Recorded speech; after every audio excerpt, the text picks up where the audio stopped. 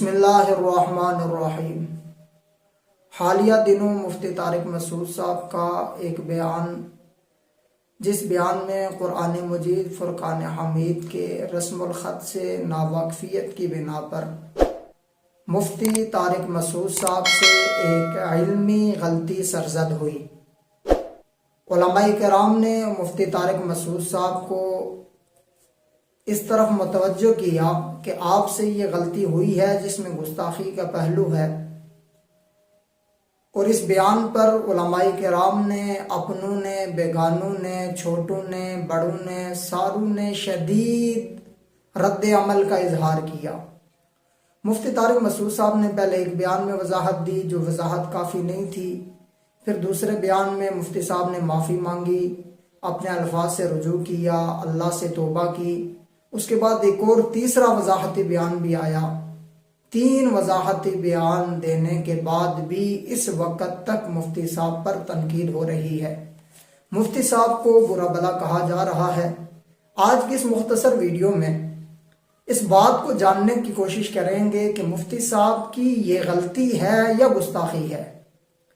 مفتی صاحب نے یہ جو الفاظ کہے آپ صلی اللہ علیہ وسلم کے بارے میں، حضرات صحابہ کرام کے بارے میں، قرآن مجید فرقان حمید کے بارے میں، اس پر مفتی صاحب پر گستاخ کا حکم لگایا جائے گا یا مفتی صاحب کی غلطی کہا جائے گا؟ افسوس کی بات یہ ہے کہ آج تک ہم یہ نہ سمجھ سکیں کہ غلطی کیا ہوتی ہے اور گستاخی کیا ہوتی ہے۔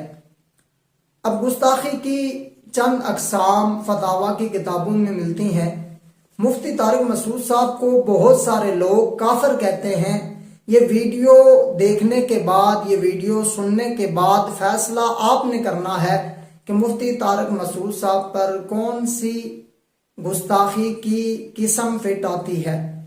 پہلی قسم یہ ہے کہ نسیانن او خطأن، بھولے سے یا غلطی سے زبان سے کلمات کفر کا ادا ہو جانا۔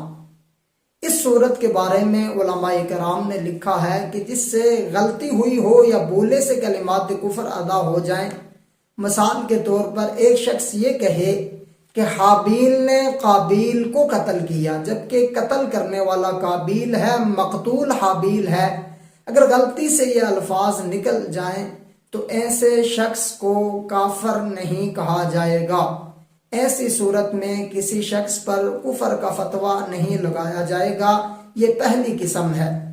دوسری قسم ہے عمدن، جان بوجھ کر کلمہ کفر کہنا۔ اس کو پتہ بھی ہے کہ یہ کلمہ کفر ہے اور جان بوجھ کر وہ کلمہ کفر کہہ رہا ہے، تو علماء کے ہاں ایسا شخص کافر ہے، دائرہ اسلام سے خارج ہے۔ تیسری قسم ہے حاضلن، یعنی مذاق میں کلمہ کفر کہہ دینا، اور اسے پتہ بھی ہے کہ یہ کلمہ کفر ہے، لیکن اس کا گمان یہ ہے کہ میں یہ کلمہ مذاق میں کہہ رہا ہوں، لہٰذا مذاق میں کہنے سے میں کافر نہیں ہوں گا۔ ایسے شخص کے بارے میں علماء کرام کا کہنا ہے کہ ایسا شخص بھی دائرہ اسلام سے خارج ہے۔ چوتھی صورت ہے لائبن، یعنی استہزاء، مذاق اڑانا دین کا، اسلام کا، آپ صلی اللہ علیہ وسلم کا، صحابہ کرام کا، انبیاء علیہ السلام کا مذاق اڑانا۔ اس صورت میں بھی آدمی دائرہ اسلام سے خارج ہو جائے گا۔ اور 5ویں صورت ہے جاہلن، یعنی کم علمی کی وجہ سے، ناواقفیت کی بنا پر انسان سے کوئی علمی غلطی سرزد ہو جائے، اس کی زبان سے کلمات کفر ادا ہو جائیں، نا علمی کی وجہ سے، کم علمی کی وجہ سے، ناواقفیت کی وجہ سے، علماء کرام کا یہ کہنا کہ ایسا شخص کافر نہیں ہوگا۔ اب ہم نے یہ دیکھنا ہے کہ ان 5 قسموں میں سے مفتی طارق مسعود صاحب پر کون سی قسم فٹ آتی ہے۔ اب ان 5 قسموں میں 3 قسمیں ایسی ہیں جن کی وجہ سے انسان دائرہ اسلام سے خارج ہو جاتا ہے۔ ان میں پہلی قسم ہے عمدن کلمہ کفر کہنا۔ اگر مفتی طارق مسعود صاحب نے عمدن کلمہ کفر کہے ہوتے تو مفتی طارق مسعود صاحب کبھی بھی معافی نہ مانگتے، مفتی طارق مسعود صاحب رجوع نہ کرتے۔ مفتی طارق مسعود صاحب اللہ سے بھی معافی مانگ چکے ہیں، امت مسلمہ سے بھی معافی مانگ چکے ہیں، لہٰذا پتہ یہ چلتا ہے کہ مفتی طارق مسعود صاحب نے جان بوجھ کر کلمہ کفر نہیں کہے۔ دوسری قسم جس کی وجہ سے انسان دائرہ اسلام سے خارج ہو جاتا ہے وہ صورت ہے مذاق میں کلمہ کفر کہنا۔ مفتی طارق مسعود صاحب کوئی مذاق نہیں کر رہے تھے، مفتی طارق مسعود صاحب قرآن کی صداقت پر بیان کر رہے تھے، یہ ان کا موضوع تھا، اس موضوع پر بیان کر رہے تھے، تو یہ صورت بھی نہیں پائی جاتی۔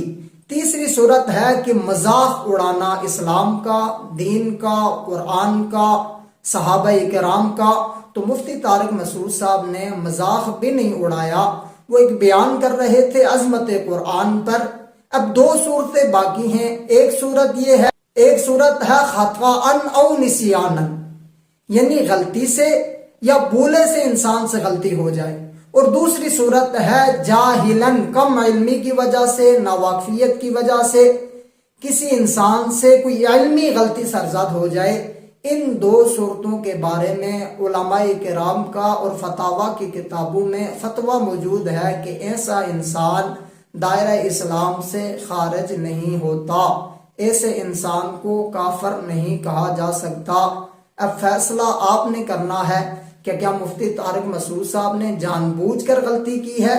اگر جان بوجھ کر کی ہے تو مفتی صاحب نے پھر معافی کیوں مانگی؟ مفتی صاحب نے اپنے الفاظ سے رجوع کیوں کیا؟ دوسری قسم، کیا مفتی طارق مسعود صاحب نے دین کا مذاق اڑایا؟ یہ صورت بھی مفتی صاحب کے اس بیان میں نہیں لگائی جا سکتی، یہ بات بھی مفتی طارق مسعود صاحب کے بیان میں نہیں ملتی۔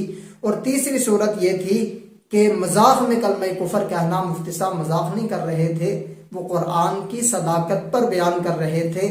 باقی جو دو صورتیں بچتی ہیں ان کی وجہ سے کسی کو کافر نہیں کہا جا سکتا۔ ایک تو یہ ہے کہ غلطی سے کلمہ کفر ادا ہو جانا، اور دوسرا یہ ہے کہ انسان کو کم علمی کی وجہ سے، ناواقفیت کی وجہ سے انسان سے علمی غلطی کا سرزد ہو جانا، اس پر بھی کفر کا فتویٰ نہیں لگایا جا سکتا۔ ناظرین، فیصلہ آپ نے کرنا ہے کہ مفتی صاحب کی غلطی تھی یا گستاخی تھی۔ اگر گستاخی تھی تو اس گستاخی پر کفر لازم آتا ہے یا نہیں آتا؟ اللہ پاک سے دعا ہے کہ اللہ پاک ہمیں دین کو سمجھ کر اس پہ عمل کرنے کی توفیق عطا فرمائے۔